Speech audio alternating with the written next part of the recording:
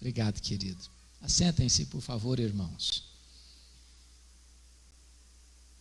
Graças a Deus por esse tempo tão precioso. Deus está neste lugar. Eu creio nisso. A Bíblia nos diz isso. Quando Deus está presente e Ele está, coisas novas acontecem. Porque este Deus é o Deus que fala. E Ele fala pela sua palavra. Então eu convido você para abrir sua Bíblia comigo. No primeiro livro de Samuel, capítulo 30. 1 Samuel, capítulo 30.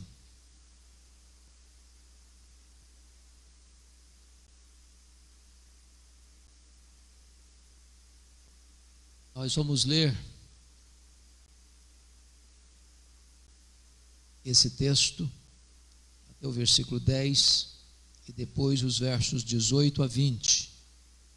1 Samuel 30.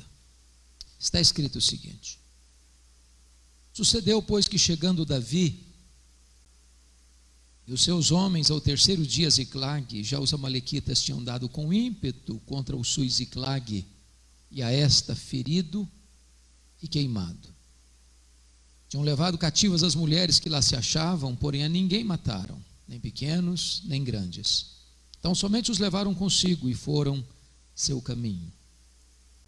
Davi e os seus homens vieram à cidade, e ela queimada, e suas mulheres, seus filhos e suas filhas eram levados cativos. Então Davi e o povo que se achava com ele ergueram a voz e choraram, até não terem mais forças para chorar. Também as duas mulheres de Davi foram levadas cativas, Ainoã, a jezreelita, e Abigail, a viúva de Nabal, carmelita. Davi muito se angustiou, pois o povo falava de apedrejá-lo, porque todos estavam em amargura, cada um por causa de seus filhos e de suas filhas. Porém Davi se reanimou no Senhor seu Deus. Disse Davi a Abiatar, o sacerdote, filho de Aimeleque: Traz-me aqui a estola sacerdotal. E Abiatar a trouxe a Davi. Então consultou Davi ao Senhor, dizendo: Perseguirei eu o bando? Alcançá-lo-ei? Respondeu-lhe o Senhor: Persegue-o, porque de fato o alcançarás e tudo o libertarás. Partiu, pois, Davi, ele e os 600 homens que com ele se achavam, e chegaram ao ribeiro de Besor, onde os retardatários ficaram. Davi, porém, e 400 homens continuaram a perseguição, pois que 200 ficaram atrás, pois por não poderem, de cansados que estavam, passar o ribeiro de Besor. Verso 18. Assim Davi salvou tudo quanto haviam tomado os amalequitas. Também salvou as suas duas mulheres. Não lhes faltou coisa alguma, nem pequena, nem grande, nem os filhos, nem as filhas, nem o despojo. Nada do que lhes haviam tomado, tudo Davi tornou a trazer. Também tomou Davi todas as ovelhas e o gado, e o levaram diante de Davi, e diziam: Este é o despojo de Davi. Amém.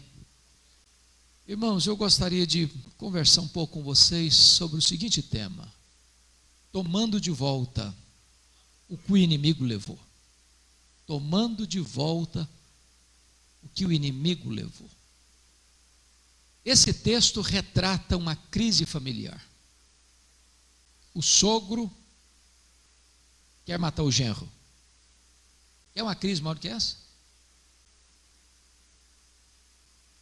O genro não tem mais para onde fugir.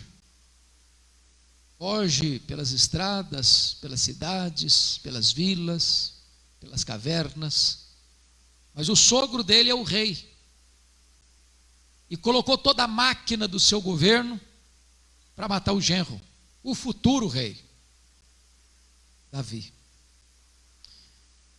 Quando Davi percebeu que não tinha mais para onde fugir, ele busca asilo político fora de Israel. Curiosamente, entre os filisteus, históricos inimigos de Israel. E diz a Bíblia que Davi e seus 600 homens, com suas respectivas famílias, encontram graça diante desse rei filisteu, rei Aquis, que lhe nomeia a cidade Ziclag como sua cidade refúgio.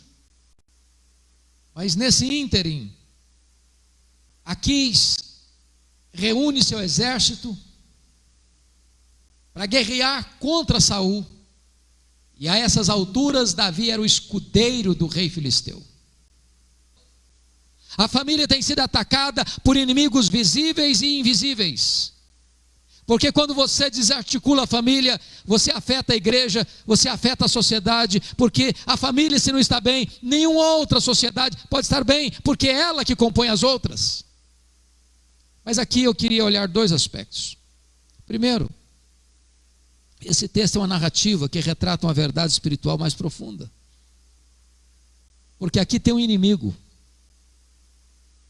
mais poderoso do que os amalequitas, mais perigoso do que os amalequitas, com uma ação mais letal do que os amalequitas.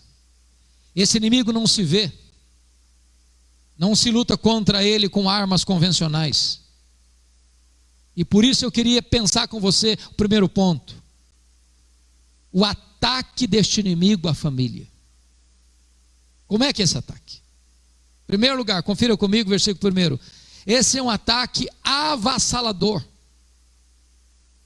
arrasador. Porque o texto diz: deram com ímpeto contra o Sul e Ziclag. Essa palavra ímpeto quer dizer com fúria, com violência, com truculência. E esse é o ataque, irmãos, contra a família. O diabo quer destruir a família. Quer destruir o marido, quer destruir a esposa, quer destruir o casamento, quer destruir os filhos, quer destruir os relacionamentos, quer destruir a estabilidade emocional, quer arruinar com a família.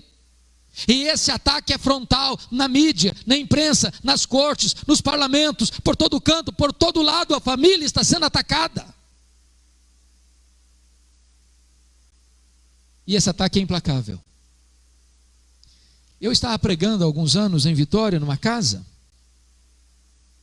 e enquanto eu pregava, uma mulher chorava convulsivamente. Quando eu terminei de pregar, eu fui conversar com ela e disse: por que a senhora está chorando? O que está acontecendo? Ela me respondeu assim: pastor, o diabo destruiu a minha vida. Eu perguntei: mas o que a senhora quer dizer com isso? Ela me respondeu: eu tinha uma família, meu marido, 2 filhos, um bom apartamento, um bom salário, mas nós não tínhamos paz na nossa casa. Havia uma nuvem escura sobre a nossa casa. Havia uma angústia na nossa casa que nós não podíamos explicar. Ela disse: um dia eu levantei desesperada com o grito ensurdecedor dos meus filhos. Quando eu levantei, meu marido não estava do meu lado. Eu corri na direção do quarto, a porta trancada. Eu bati a porta não se abriu. Eu arrombei a porta e me deparei com um quadro horrível. O meu marido estava apunhalando os nossos filhos. Quando eu entrei no quarto, ele enterrou o punhal sobre o seu peito e caiu sem vida sobre os corpos ensanguentados dos meus filhos. Ele disse: pastor, eu levei toda a minha família para o cemitério, o diabo destruiu a minha vida. Quantas pessoas que estão sendo atacadas com essa fúria e com essa violência. Mas note mais, o texto diz no versículo 1 que os amalequitas atacaram a cidade, queimaram a cidade e feriram a cidade. Você queima estruturas e você fere pessoas. Você provoca prejuízos financeiros queimando, e você provoca feridas na alma, machucando as pessoas. E sabe, irmãos, uma das coisas que é uma realidade incontestável nos nossos dias é a quantidade de gente ferida. Ferida na alma, ferida nas emoções, feridas na honra, gente amassada emocionalmente, gente esmagada pela culpa, pela dor, pelo pecado, pelo vício, pelas mazelas da vida. Quantas pessoas emocionalmente feridas hoje. Eu estava pregando certa feita, e quando eu terminei de pregar, e naquela ocasião eu falava sobre perdão, uma mulher se aproximou de mim, levantou a blusa, a manga da sua blusa, me mostrou uma cicatriz imensa, enorme no braço. E ela me disse assim: o senhor está vendo essa cicatriz, pastor? Eu falei: estou vendo, filha. Ela me disse: eu fui esfaqueada pela minha mãe quando eu tinha 10 anos. Ela me disse assim: eu odiei a minha mãe 50 anos. Eu enterrei a minha mãe e não perdoei a minha mãe. Alma ferida, alma doente. Pregava noutra igreja certa feita, uma mulher na minha frente, no primeiro banco, chorando muito. Quando eu terminei, eu fui lá conversar com ela. Ela disse: pastor, eu fui abusada pelo meu pai, dos 9 aos 15 anos de idade. E ele ameaçava: se você contar para sua mãe, eu mato a sua mãe. Ela enxugou um pouco as lágrimas, olhou para mim e disse assim: o senhor sabe qual foi o dia mais feliz da minha vida, pastor? Eu falei: não sei, filha. Foi um dia que eu enterrei meu pai. Esse foi o dia da minha alforria. Esse foi o dia da minha libertação. Ferida emocionalmente. Há muitas pessoas feridas hoje, dentro da família. Um dia um irmão me procurou e disse: pastor, a minha mãe tem quase 80 anos. Eu sou o filho mais velho. Desde que eu conheço a minha mãe, ela é uma mulher triste, muito triste. Já levamos para psicólogo, já levamos para psiquiatra, já fizemos todo tipo de exame que o senhor possa imaginar, já tomou todo tipo de remédio que o senhor possa imaginar. Nada cura a tristeza crônica da minha mãe. O senhor podia orar por ela? Eu falei: eu vou. Quando eu chego lá, aquela senhora estava sentada num sofá, olhar distante, semblante abatido. E eu comecei a conversar com ela. Daqui a pouquinho ela disse assim: por favor, me deixa um pouquinho sozinha com o pastor. Quando eu fiquei só com ela, ela olhou dentro dos meus olhos e me disse assim: pastor, eu sofro há 60 anos. O que houve? Ela me disse: eu traí meu noivo. Ele nunca ficou sabendo. Me casei com ele, muitos anos casada com ele, já sou viúva há vários anos, mas aquele pecado está tão vivo na minha memória como se eu tivesse cometido hoje de manhã. Eu não tenho paz. Eu vivo num tronco, eu vivo numa masmorra, eu vivo sendo açoitada pelo chicote da culpa todo dia. Eu vivo num tormento emocional. Eu não tenho paz. Eu chorei com aquela mulher, porque percebi que o diabo mantivera aquela mulher 60 anos numa prisão. Eu falei para ela da graça de Deus, eu falei para ela do sangue do Cordeiro, eu falei para ela do perdão que há no nome de Jesus. Naquele dia, naquela tarde, aquela mulher com quase 80 anos se rendeu aos pés do Salvador.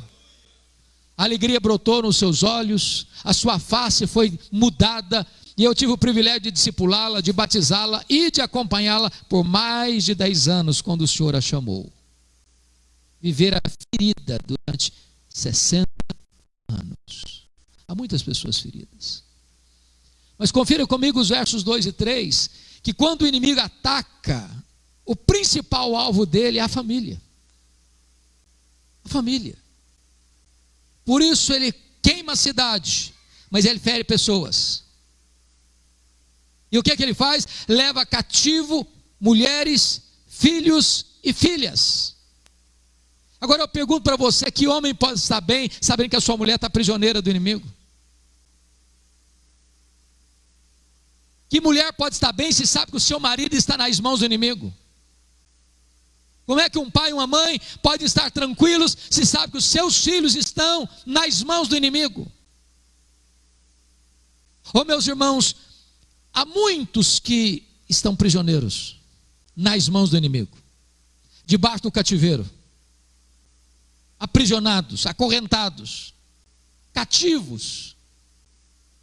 Há muitas pessoas cujo cativeiro não é físico, é emocional, é espiritual, é moral.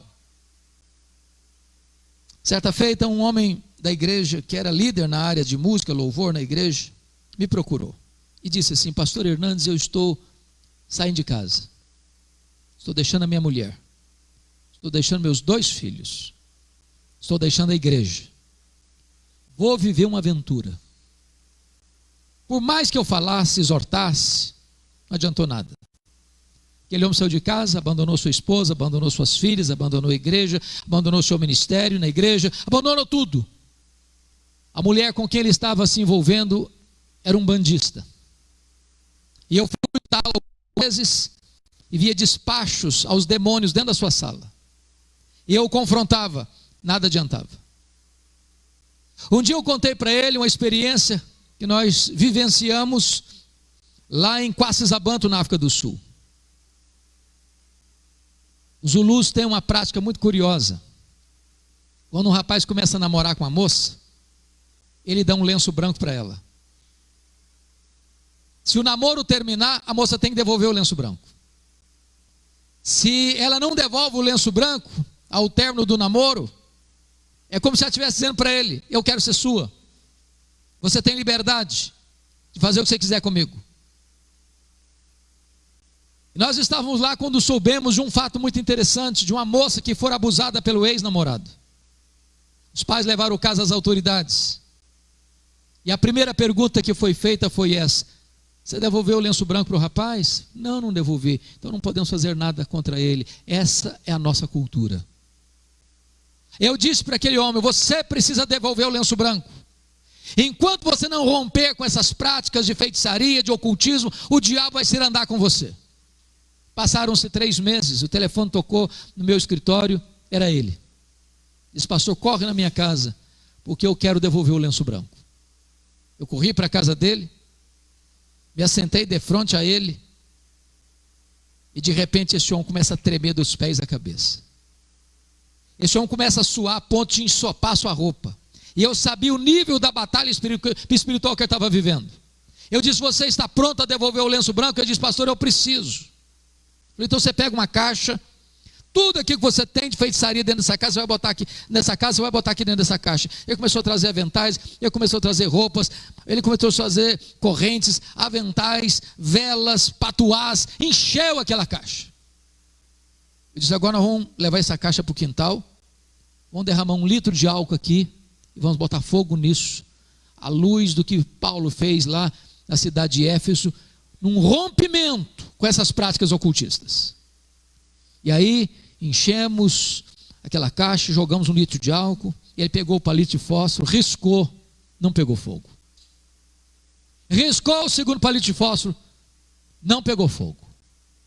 O homem deu uma gargalhada cavernosa e disse: não vai pegar fogo. Eu disse: vai pegar fogo agora em nome de Jesus, porque eu vou riscar o palito de fósforo.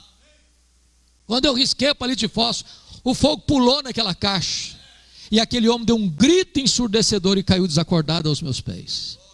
Eu clamei pelo nome de Jesus, o Senhor o trouxe à consciência, com o coração quebrantado, com o coração transformado, com o coração arrependido. Estava prisioneiro nas mãos do inimigo. Há muitas pessoas assim, queridos. Agora notem comigo. Outra artimanha do inimigo está aí, muito expressa no versículo 6. Olha o que está escrito aí. Davi muito se angustiou, pois o povo falava em apedrejá-lo, porque todos estavam em amargura, cada um por causa de seus filhos e de suas filhas. Notem vocês que um artimanho do inimigo é provocar o problema e depois jogar uns contra os outros. Em vez dos 600 homens de Davi se unirem a Davi para enfrentarem em conjunto o inimigo, eles estão lutando entre eles. É o marido que acusa a esposa que acusa o marido, é o pai que acusa o filho, é o filho que acusa o pai, é a nora que acusa a sogra que acusa a nora, e de repente a família vira um pé de guerra. Agora preste atenção no que eu vou lhe dizer. Quando você faz do inimigo um aliado, você faz do aliado um inimigo.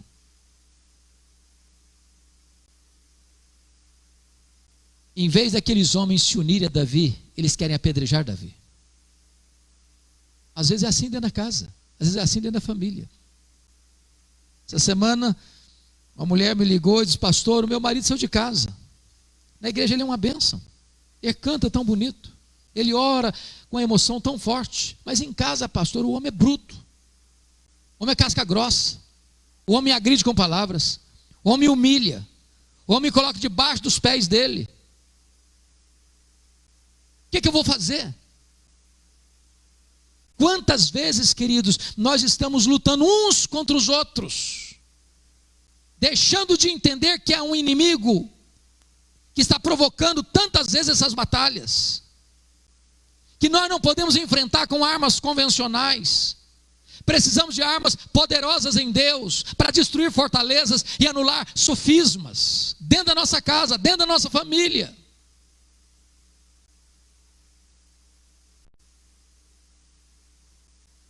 Nós precisamos saber contra quem nós estamos lutando. Porque tem hora que a gente pensa que o problema é o outro. O seu problema não é seu marido. Seu problema não é sua mulher. Seu problema não são seus pais. Seu problema não são seus filhos. Seu problema não é seu sogro, sua sogra. Seu problema não é seu genro, sua nora. Nós precisamos entender que a nossa luta não é contra carne e sangue, mas contra principados e potestades, contra dominadores deste mundo tenebroso, contra forças espirituais do mal nas regiões celestes. Agora notem outra coisa, irmãos, outra artimanha desse inimigo. Versículo 16. Nós não chegamos a ler esse versículo, mas ele tem algo interessante aí para nos ensinar. Está escrito assim: descendo o guiou, e eis que estavam espalhados sobre toda a região, comendo e bebendo e fazendo festa por todo aquele grande despojo que tomaram da terra dos filisteus e da terra de Judá.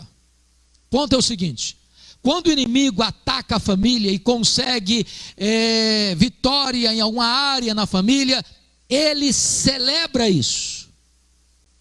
Eu acho que não tem clima de festa no inferno. O inferno é lugar de choro e ranger de dentes.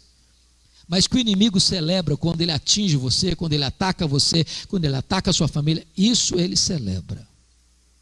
A pergunta nesta noite é: onde a minha vida está produzindo festa? No acampamento de Deus ou no arraial do inimigo? E eu gostaria de lembrar um texto da Bíblia para a gente ilustrar isso. Vocês todos já ouviram falar com certeza de Sansão.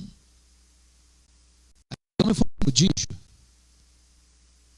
Seu nascimento foi um milagre. Sua missão era libertar o seu povo. Foi o único juiz de Israel que fez carreira solo.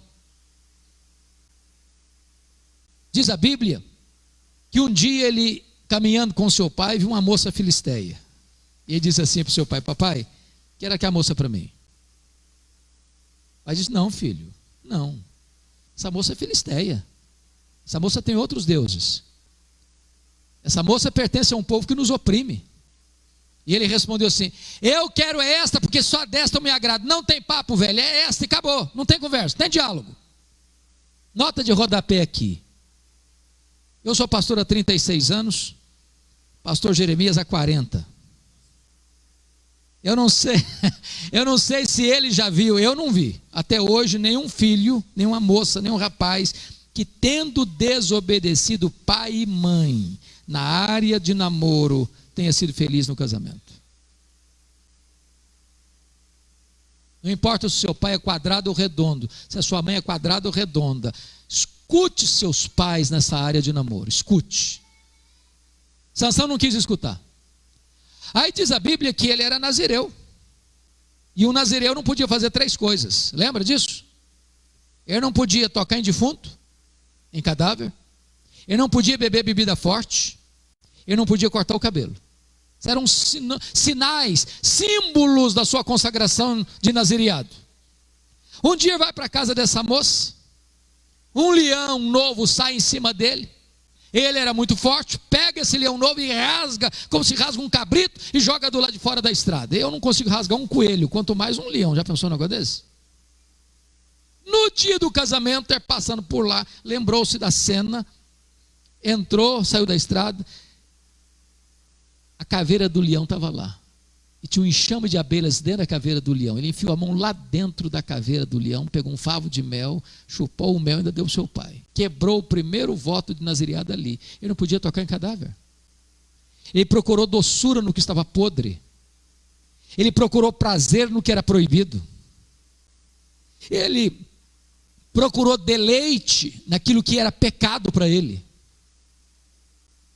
Aí diz a Bíblia que ele vai para a festa. Está escrito em Juízes que ele deu uma festa, diríamos hoje, de arromba, porque não quis ser diferente dos moços da sua época. Em outras palavras, a festa dele foi regada a bebida forte, porque esse era o costume da época. E ele quebra o segundo voto aqui. Sabe por quê? Porque ele não teve peito para dizer: eu sou um nazireu, eu sou diferente, a minha festa é diferente, eu sou consagrado a Deus, eu não faço festa como os outros jovens da minha época fazem, porque eu sou um moço diferente, eu sou comprometido com o meu Deus. Nota de rodapé aqui, irmãos. Eu não sei como é que funciona esse negócio aqui em Belo Horizonte, mas por onde eu tenho andado Brasil afora, eu tenho escutado queixas dos meus colegas pastores, e o meu coração de pastor às vezes fica até envergonhado em algumas situações, de crentes, de membros da igreja, de gente que você diz é consagrada mesmo ao Senhor. Você vai para uma festa de casamento, a festa é maravilhosa, um culto lindo, louvores maravilhosos, mensagem maravilhosa, votos maravilhosos, e você sai do templo e vai para um cerimonial luxuoso, e lá o pau quebra. O pau quebra, porque a música que rola lá não tem nada a ver com Deus mais não. Bebida alcoólica se serve todas, as luzes se acendem como uma boate, e o povo de Deus cai bêbado na pista de dança e volta para casa de madrugada com as pernas trôpegas. Irmãos amados, e às vezes eu escuto alguns dizendo, não, mas como é que eu vou fazer? Vai ter o doutor fulano de tal lá na minha festa. Se não tiver uma cerveja, se não tiver um uísquezinho, se não tiver uma bebida assim, mas fica muito sem graça para mim. Ô meu irmão, você é o dono da festa, que tome água e guaraná, e qual é o problema? Deixa eu dizer, você pode fazer uma belíssima festa sem uma gota de álcool, uma belíssima festa. O que nós temos que ter é coragem de dizer, eu sou um nazireu e a minha festa vai ser diferente. Aí diz a Bíblia que ele vai para esse casamento, que já quebrou o segundo voto, e ele começa a brincar, faz uma proposta lá meio esquisita, de um enigma lá, e aí acabou que os filisteus disseram para a mulher dele assim, se você não arrancar do Sansão, que mistério é esse, nós vamos matar você, vamos matar a sua família, e vai ser um desastre aqui. Ela arranca o segredo do Sansão, e ele sai da festa de casamento para matar 30 homens, tem graça um negócio desse? Quando ele volta da matança, o sogrão dele tinha dado a mulher dele para outro homem. Nem lua de mel teve. Ele ficou irritado, botou fogo na campina dos filisteus. Os filisteus o prenderam, ele matou 1000 filisteus com a queixada de jumento. E diz a Bíblia que agora ele desce a Gaza e se deita com a prostituta. Ele, que era um homem cheio do Espírito Santo, está na prostituição. Sabe por quê? Porque o pecado é assim, um abismo chama outro abismo. Diz a Bíblia que ele sai com os portões de Gaza nas costas e com o pecado de Gaza no coração, para se deitar no colo de Dalila, e ele torna a brincar de novo com o pecado, e vai brincando, e vai brincando, e vai brincando, até que Dalila arranca dele, que o sinal da força de Deus que estava nele, estava nos seus cabelos, e então tosa-se o cabelo de Sansão. E ela disse para ele, os filisteus vêm contra ti, Sansão. Ele disse, ainda desta vez eu me livrarei. Quando ele tenta se livrar, não conseguiu mais, ele estava prisioneiro. O grande libertador ficou cativo. O homem que significa sol, pequeno sol, luz, fica cego. O homem que era aquele que deveria trazer glória para o nome de Deus, é levado para um templo pagão. E eles zombam de Deus no templo pagão. Um homem de Deus que devia trazer glória para Deus, está produzindo festa no arraial do inimigo. Essa é uma artimanha do inimigo. Temos que vigiar. Profundamente temos que vigiar. Agora, irmãos, pensem comigo o seguinte, se eu parasse aqui, seria quase que desesperador. Porque a grande pergunta agora desse texto, é o segundo ponto da minha mensagem, o último ponto, é este. O que fazer quando você constata que a sua família está sendo atingida? O que você vai fazer? Que atitude tomar? Que posição tomar? Davi nos ensina aqui alguns princípios. Primeiro princípio, olha comigo o versículo 4. Diz o texto que Davi chorou até não ter mais forças para chorar. Tem hora que é preciso chorar. E Davi chora não num quarto fechado, ele chora em público, para todo mundo ver. Porque quando você chora, você está dizendo que alguma coisa está errada. Quando você chora, você está dizendo que não aceita passivamente a decretação da derrota. Quando você chora, você está dizendo que não pode se conformar com o caos. Quando você chora, você está dizendo, eu não posso aceitar isso passivamente. E a grande pergunta hoje é o seguinte, qual foi a última vez que você chorou pela sua família? Porque às vezes a gente chora por outras causas, chora de raiva, chora de remorso, chora de tanta coisa. Mas qual foi a última vez que nós choramos pelos nossos filhos, pelo nosso cônjuge? para Deus fazer um milagre, para Deus libertar, para Deus transformar, para Deus tocar, para Deus encher do Espírito Santo. Qual foi a última vez? Eu não sei se você já leu algum livro de Tim Cymbala, um pastor batista, lá do Brooklyn, Nova York, Estados Unidos. Pastor Tim Cymbala tem um ministério brilhante, abençoador. Sua esposa tem um ministério de música conhecido no mundo inteiro.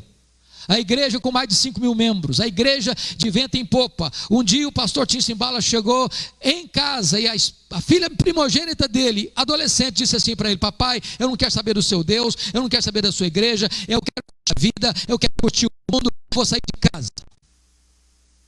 O pastor pediu e chorou, não adiantou nada, a menina botou uma mochila nas costas e saiu de casa. O pastor Tim Cymbala pensou em abandonar o ministério. Ele diz: eu não tenho estrutura emocional para aguentar isso. Um dia um colega dele ligou para ele da Flórida e disse assim: pastor Tim Cymbala, esquece essa menina, toca a sua vida, toca o seu ministério, ela não está nem aí com você, você vai sofrer por ela? Você vai deixar que ela interfira no seu trabalho, no seu ministério? Toca a sua vida. Mas eu pergunto a vocês: que pai esquece uma filha? Que pai esquece um filho? Um dia o pastor Tim Cymbala estava numa vigília de oração na igreja, e de repente levanta-se uma irmã e diz assim: pastor Tim Cymbala, a nossa igreja nunca chorou pela sua filha, a nossa igreja nunca levantou um clamor em favor da sua filha.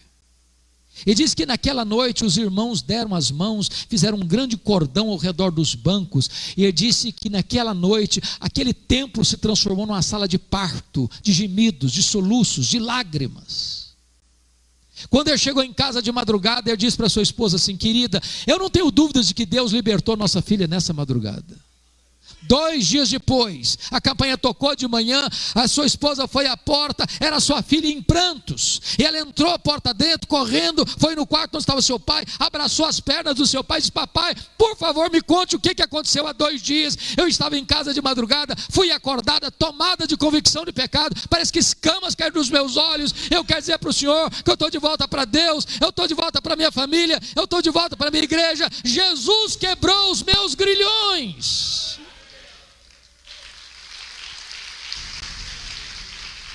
Eu quero encorajar você em nome de Jesus a não desistir de seus filhos. Você não gerou filho para a morte, você não gerou filho para o cativeiro, você não gerou filho para povoar o inferno. Seus filhos são herança de Deus e nunca desista deles em nome de Jesus.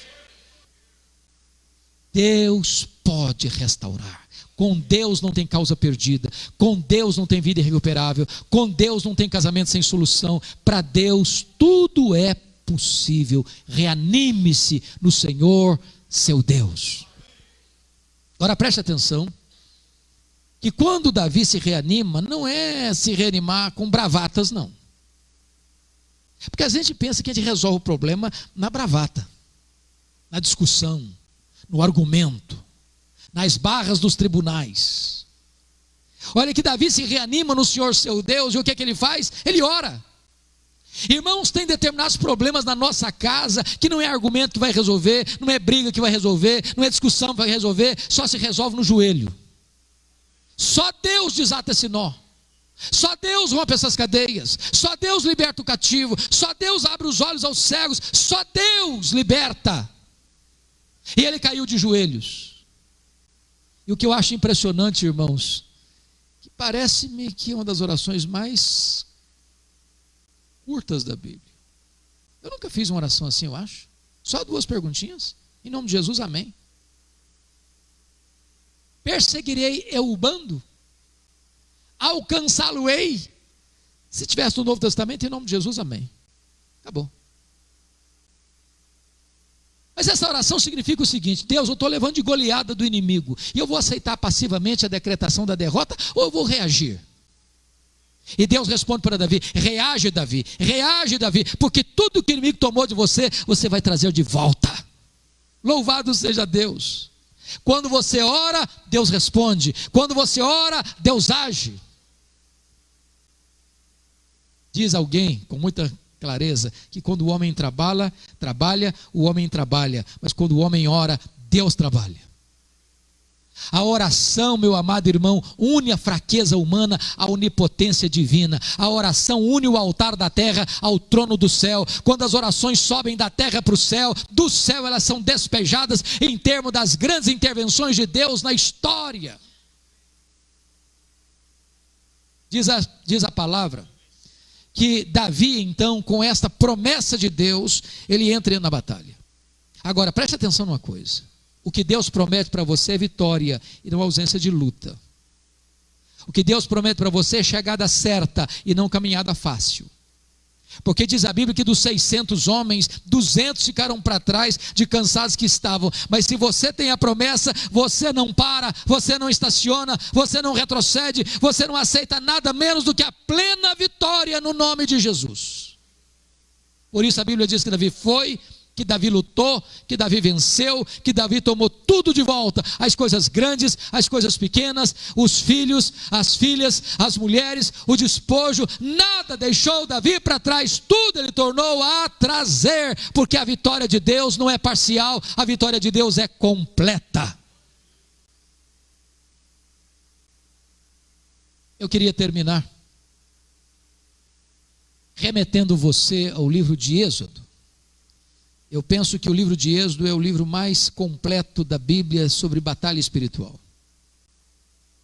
Talvez nada é mais claro para nós do que a figura de Faraó como um símbolo do diabo, a figura do Egito como um símbolo do mundo, e a libertação, o Êxodo como um símbolo da nossa redenção. Quando Moisés estava para tirar o povo de Israel da escravidão, Faraó fez 4 propostas para Moisés. Primeira proposta, Êxodo 8, 25. Não precisa ir embora não, Moisés. Levante altar no Egito mesmo, fica aqui. Você adora a Deus aqui no Egito. Olha a proposta. Você quer ser crente? Tudo bem, você quer adorar a Deus? Tudo bem. Mas para que sair do mundo? Sirva a Deus aqui mesmo. Sem mudar de vida não. Moisés rechaçou essa proposta. Não, nós vamos embora. Aqui é lugar de escravidão. Deus está nos libertando e nós vamos sair daqui. Aqui não é nosso lugar. A Faraó partiu para a segunda proposta, capítulo 8, versículo 28. Tá bom, já que vocês querem ir embora, pode ir, mas não vá muito longe não. Fica aqui por perto. Vão ser bons vizinhos. De vez em quando, se você tiver saudade, você vem para cá. Aqui tem alho, tem cebola, pepinos. Você não vai enfrentar isso, não vai achar isso no deserto. Então, é melhor você vir aqui de vez em quando. Mata a saudade. Curta o melhor de Deus, o melhor do Egito. Essa é uma proposta perigosa. Se você tem um coração dividido, se você está no domingo na igreja e durante a semana você faz o que você quiser. Irmãos, o que tem de jovem crente nas baladas da vida, não está escrito. É a proposta do diabo, a proposta do Faraó, de viver no fio da navalha, de tentar agradar os dois mundos. E Moisés foi categórico, não, eu vou embora, não vamos ficar aqui perto não, Deus nos libertou e nós estamos saindo. É rompimento total. Não é sair e depois flertar com o pecado, flertar com o mundo. Aí diz a Bíblia que o Faraó partiu para a terceira proposta. Está lá no capítulo 10, versículo 11. Tá bom, vocês querem ir embora? Pode ir. Gente, cabecinha branca, pode ir todo mundo embora. A moçada fica. Vocês servem a Deus e os filhos de vocês servem o Egito. Olha que proposta curiosa. Eu já estou cansado de ver gente dizer assim, lugar de jovem curtir a vida é no mundão, porque a vida passa, a juventude passa. Eu fiquei tão aflito há poucos dias. Um presbítero, um homem de Deus, falou comigo assim, ô pastor, eu tenho que sair agora, sabe por quê?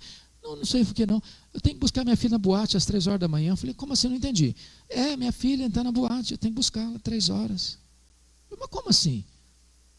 Você vai buscar sua filha na boate? Eu sou um pai zeloso.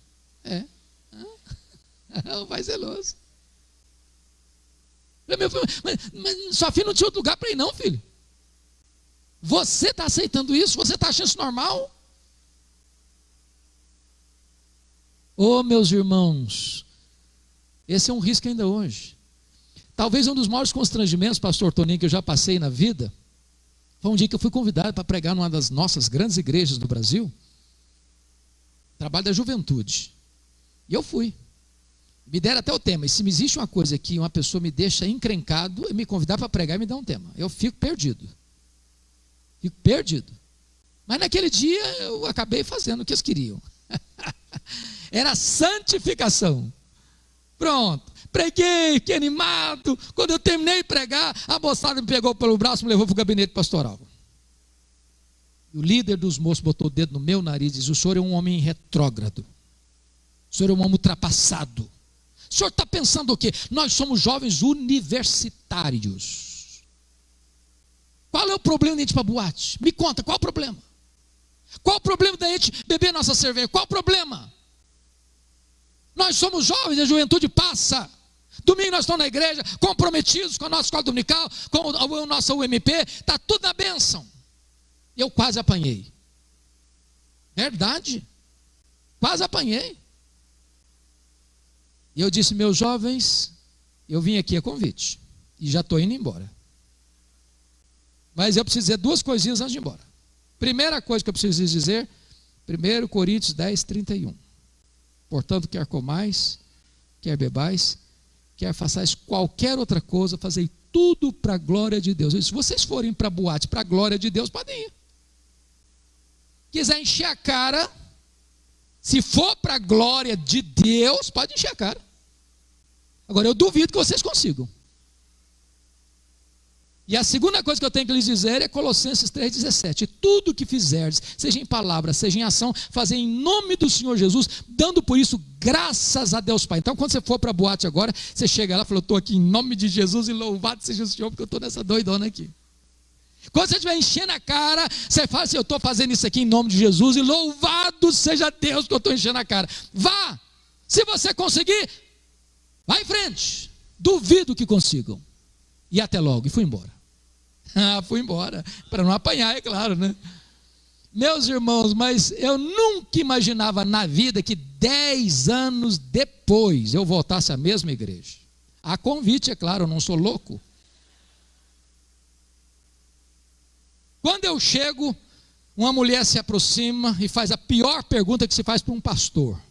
Nunca faça essa pergunta para um pastor, por favor. Nunca.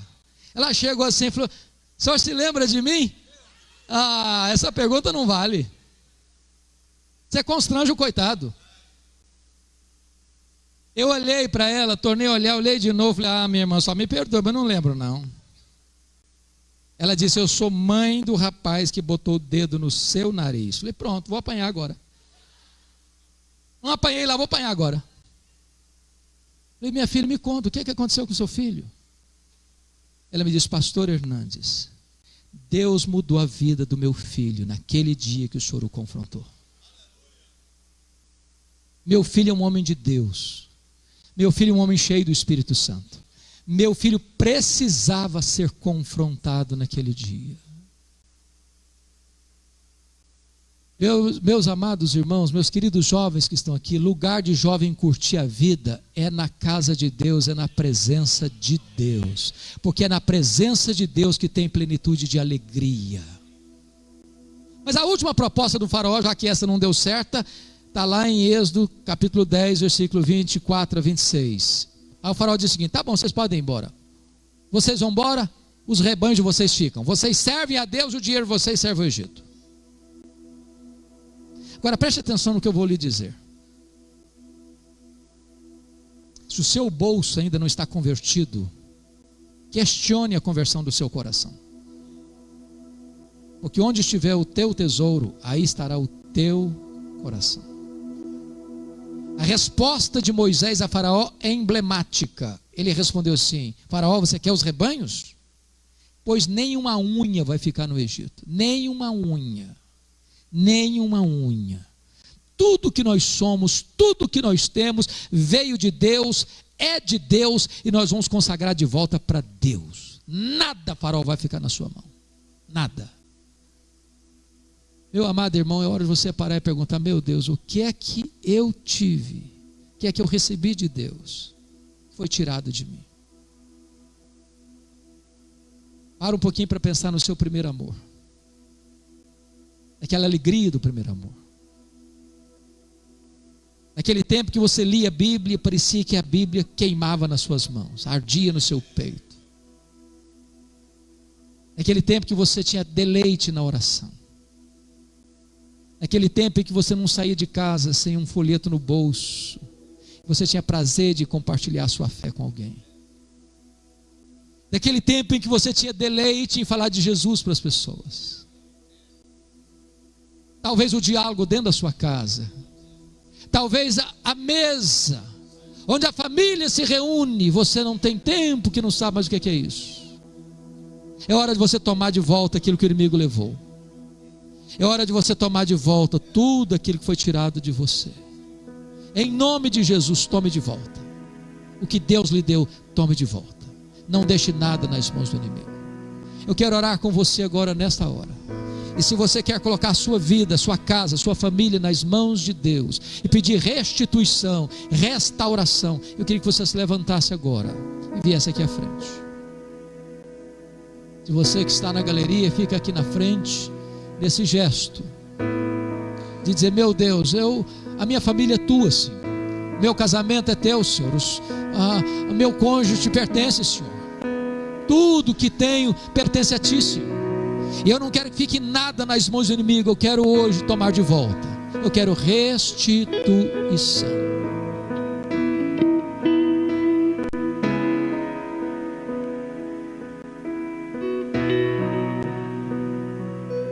Coloque a sua vida diante de Deus. Peça para Deus mostrar para você o que é que precisa ser tomado de volta nesta noite.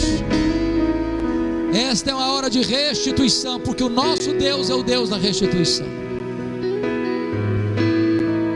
Amado Senhor, bendito é o teu nome, porque não há Deus como tu, o Deus Todo-Poderoso, o Deus que liberta, o Deus que transforma, o Deus que perdoa, o Deus que restaura, o Deus que restitui. Tu conheces cada família aqui presente nesta noite.